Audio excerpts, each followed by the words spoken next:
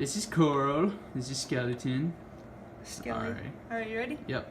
Alright, so the first three muscles we have is the probably erector spinae group. They have the iliacostas, the spinalis, and the spinalis, iliacosta, and then the longissimus, I think. And they all help extend the back and laterally. Oh my goodness, I just messed stuff up. You extend the back, and it also helps laterally flex. Okay, and then the next one we have is the quadratus lumborum, and that is right here in this area. And basically what that does is it laterally tilts. Alright, so the next one we have is the rectus capitis posterior minor, and that's up here, and what that does is it helps extend the head. The next one we have is the rectus capitis posterior major, and that helps extend the head, but it also helps rotate, and it rotates it to the same side. The next one we have is the oblique capitis superior, and what that one is it helps extend the head, and it also laterally flexes to the same side.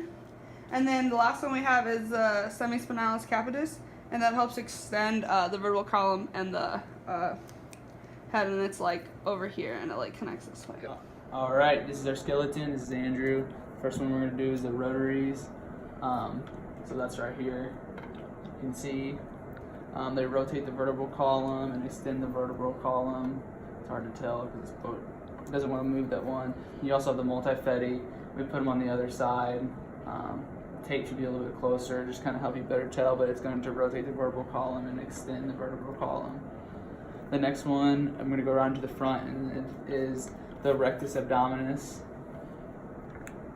And what we did to tape that is we did the purple right here, and then also right here to connect it, and it's going to flex the vertebral column and tilt the pelvis posteriorly.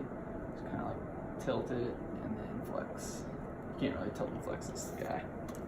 The next one we have is the interspinalis, and that's on the back.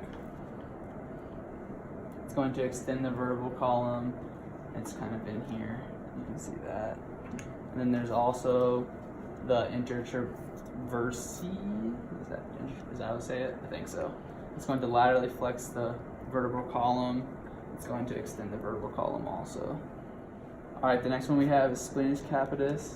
Right here is going to rotate the head, laterally flex the head, and extend the head and neck bilaterally. We also have the longus capitis, which is going to pretty much do kind of the same things. It's going to laterally flex. It is going to rotate the head, so it's going to flex the head, not extend. And then the longus coil is going to laterally flex, rotate, and it's also going to flex the head. So the first thing we have is your splenius cervicis right here. Unilaterally, it rotates the neck to the same side, and it laterally flexes the neck and the head to the same side, and then bilaterally it'll extend it, so I'll bring it back like that. The next thing we have is your sternocleidomastoid right here. It unilaterally laterally flexes the head to the same side, and then it also rotates the head to the same side. You see it flex right there. And then also it bilaterally flexes the neck.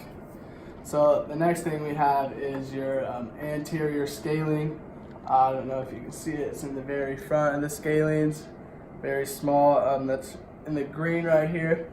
It unilaterally flexes the head and the neck to the same side, and then it rotates the head and neck to the opposite side. So it rotates like that, and then it bilaterally flexes the head and neck. And then the next thing we have is your middle scalene, and this laterally flexes the head to the same side, and then it rotates the head to the opposite side.